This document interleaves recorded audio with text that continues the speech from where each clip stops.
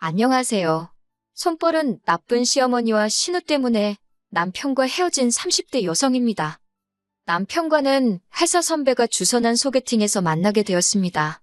어느 달은 연인들처럼 울고 웃으며 연애를 했고 만난 지 2년이 되던 날 남편이 저에게 정식으로 프로포즈를 해왔어요.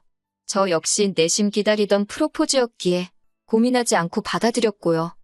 그런데 문제는 돈이었어요. 둘 다 연봉이 평균 이상이었으니 돈이 문제가 될 줄은 생각지도 못했는데 둘 다 사회생활을 늦게 시작했던 상황이라 재정 상황을 오픈하고 보니까 저는 4천, 남편은 5천밖에 못 모았더라고요. 하지만 솔직히 말해서 저는 제가 결혼한다고 하면 친정 부모님께서 어느 정도는 도와주실 거란 건 알고 있었거든요. 저희 친정은 부모님이 사업을 하셔서 여유가 있는 편이었으니까요. 그래서 비록 저희 둘이 모은 돈이 9천밖에 되지 않았지만 친정 부모님과 시부모님으로부터 도움을 받으면 뭐 큰 문제는 없을 거라 생각했네요. 하지만 남편이 말하길 자기 집은 그러니까 시댁은 금전적으로 지원을 해주실 만한 상황이 못 된답니다. 그래서 고민 끝에 친정 부모님께 저희의 재정 상태를 솔직하게 말씀드리고 얼마나 도와주실 수 있을지 여쭤봤지요. 그러자 친정아버지가 그러면 당신 소유한 서울 30평대 아파트에 들어와서 살라고 하시더라고요. 살면서 돈 모아서 능력될 때 독립하는 조건으로요. 그렇게 5천만 원만 보증금이란 이름으로 친정아버지께 드리고 집 문제를 해결하게 되었지요. 그리고 당연히 시부모님께도 이 좋은 소식을 전했어요. 제가 소위 친정에서는 이렇게 해주시는데 시댁에서는 뭐 안 해주시나요? 이런 심정으로 말씀드린 건 절대 아니고 단지 아버님 어머님도 알고 계시는 게 좋겠다 싶어서 말씀드렸을 뿐이에요. 그런데 어머님께서는 솔직히 좋아하시고 잘됐다 하실 줄 알았는데 그런 소리는 이런 방구도 없으셨고 그러면 예단은 어떻게 할 거냐고 물으시대요. 솔직히 친정에서 집 해주시고 제 돈으로 시골리고 혼수하고 물론 남편이 모은 돈을 저희 부모님께 보증금이란 명목으로 드리긴 했지만 그 돈은 어차피 나중에 돌려주신다 했거든요. 그러니 따지고 보면 시부모님은 아무것도 안 해주시는 상황이었는데 예단 이야기를 하시니 황당하더군요. 그래서 제가 예단이 꼭 필요할까요? 하고 물었어요. 그랬더니 어머님께서 당연한 거 아니냐? 내 아들 공짜로 데려가려고 그랬냐 하시는 거예요. 순간 그럼 예단 받고 아드님 저한테 파시는 거냐고 따지고 싶더라니까요. 하지만 차마 그럴 수는 없어서 남편과 상의 끝에 허례허식은 생략하기로 했다고 말씀드리니 어머님이 그런 건 어른들이 정해주는 거지 니들 마음대로 하는 게 아니라나요. 어머님과 얼굴 붉히고 싶지 않아 일단 제가 남편하고 다시 한번 상의해보겠다 하고 한 발 물러났어요. 그리고는 남편한테 어머님이 하신 말씀을 전하며 어떻게 했으면 좋겠냐 물었습니다. 그랬더니 남편이 그냥 흉내만이라도 내주면 안 되겠냐 그래요.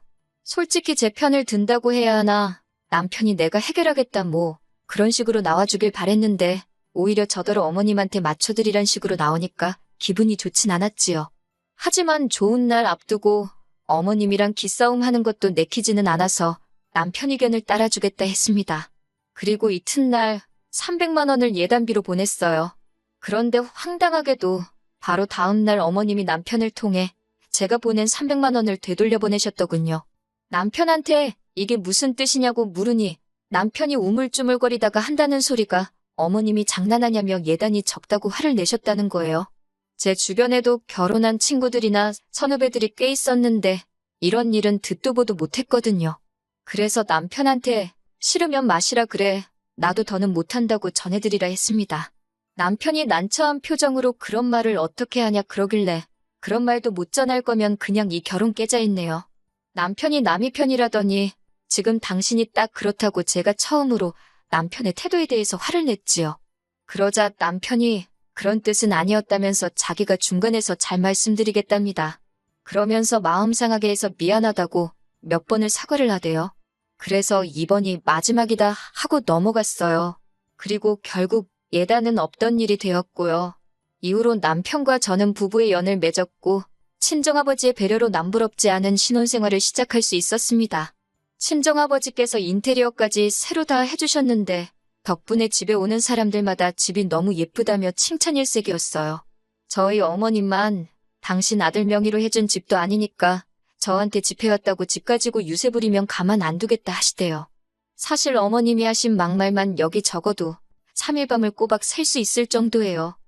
한편 결혼한 지 반년 정도 지났을 무렵 여동생이 연락을 해왔어요. 참고로 저희 자매는 사이는 좋은데 둘 다 개인주의가 강해서 정말 상의할 일이 있거나 축하할 일이 있을 때만 연락을 해요. 그런데 이번엔 달랐어요. 저에게 부탁이 있다고 하더라고요. 뭔지 들어보자 하니까 자기가 서울로 독립을 하려고 하는데 저희 집에 머물면서 매물도 보고 다니고 그러면 안 되겠냐대요. 아무래도 저희 본가가 서울에서 차로 1시간 넘게 걸리다 보니 집 하나 보자고 왔다 갔다 하기가 불편했던 모양이에요. 여담이지만 여동생은 프리랜서 작가로 일을 하는데 업체들이 대부분 서울이나 경기도에 있다 보니 본가에서 다니기는 쉽지 않았다 하더라고요. 아무튼 대신 자기가 저희 집에 있는 동안 제 손발이 돼서 청소고 음식이고 도와주겠다며 애교를 부리는데 솔직히 어떻게 싫다고 그래요. 그래서 형부랑 이야기해보겠다고 했지요. 그리고 퇴근한 남편에게 낮에 여동생이 했던 이야기를 전하면서 어떻게 생각하냐고 괜찮겠냐고 물었습니다. 어차피 방은 3개고 그중 방 하나는 손님방으로 쓰자고 얘기한 적도 있었으니까요. 다행히 남편이 흔쾌히 그렇게 하래요. 가족끼리 당연히 그 정도는 배려해줘야지. 그러면서요. 그리고 일주일 뒤 여동생이 올라왔어요.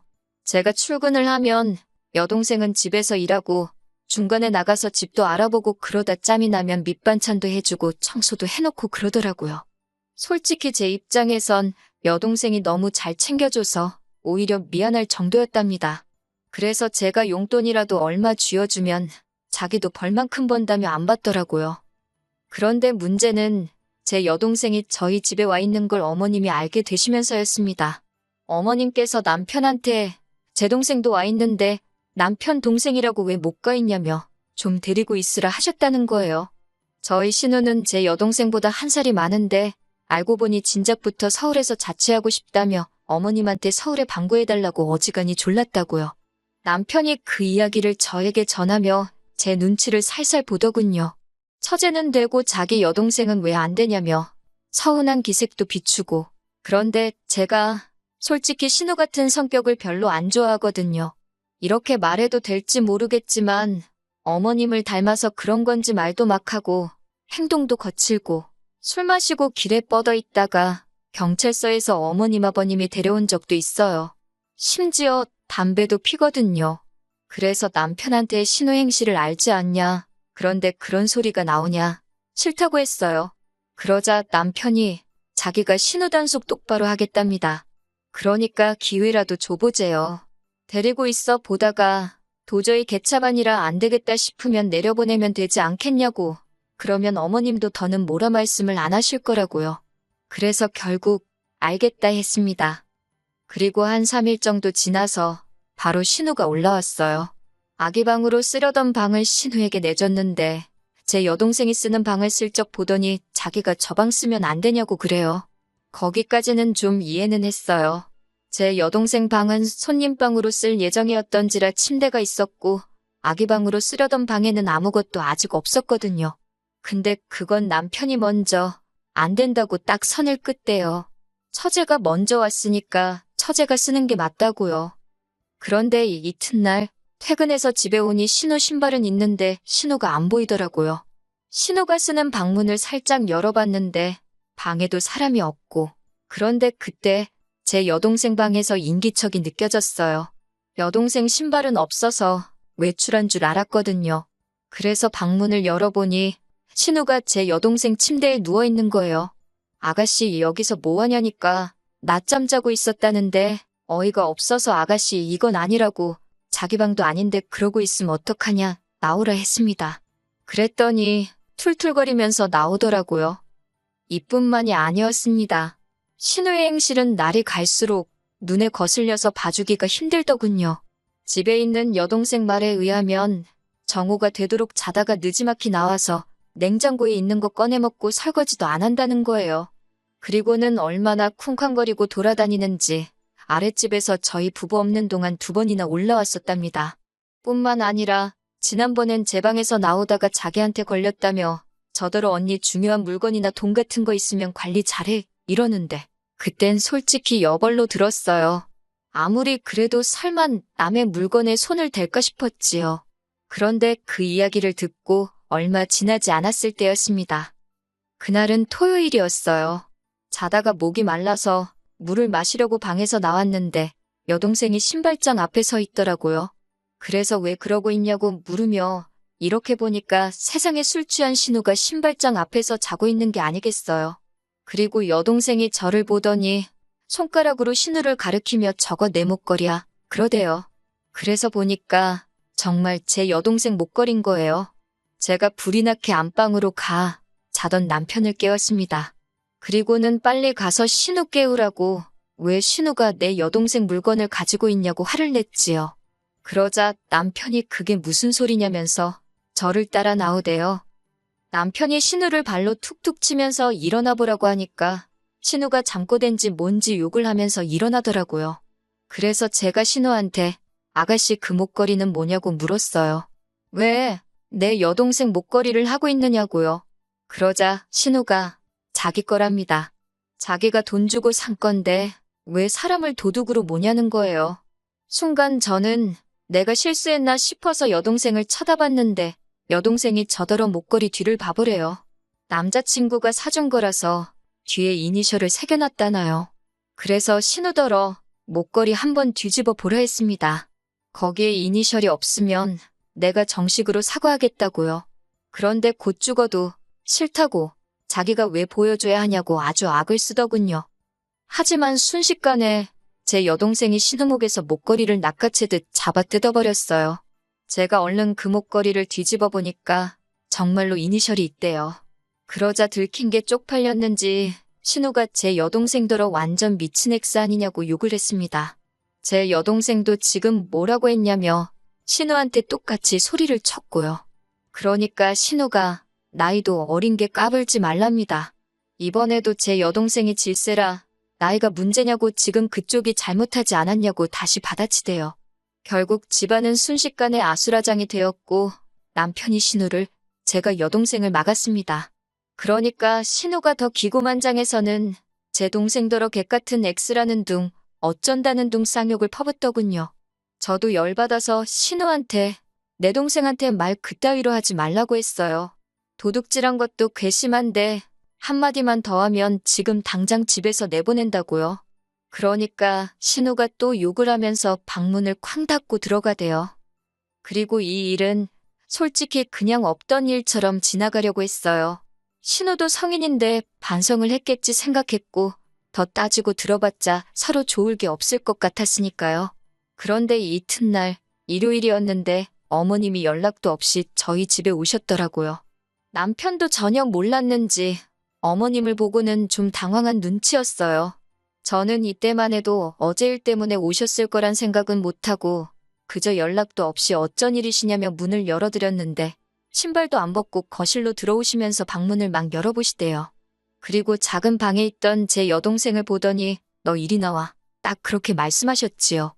말투가 어떻건 간에 일단 어른이 나와보라 하니 제 여동생이 영문을 모르겠단 표정으로 나왔고요. 근데 제 여동생이 거실로 나오니까 어느새 신우도 거실에 나와서 소파에 앉아있고 그리고 그 앞에서 어머님이 갑자기 리모컨을 쥐어드시고는 제 여동생 머리를 딱 때리시더라고요. 그 속도가 얼마나 빨랐는지 저나 남편이 막을 새도 없었네요. 동생이 악소리를 내면서 머리를 부여잡고 다리에 힘이라도 풀린 건지 주저앉았습니다. 제가 순간 눈이 돌아가서는 어머님더러 이게 뭐하는 짓이냐고 소리를 질렀어요. 그러니까 이번엔 제 머리도 딱 때리시면서 니네 둘 다 그러는 거 아니랍니다.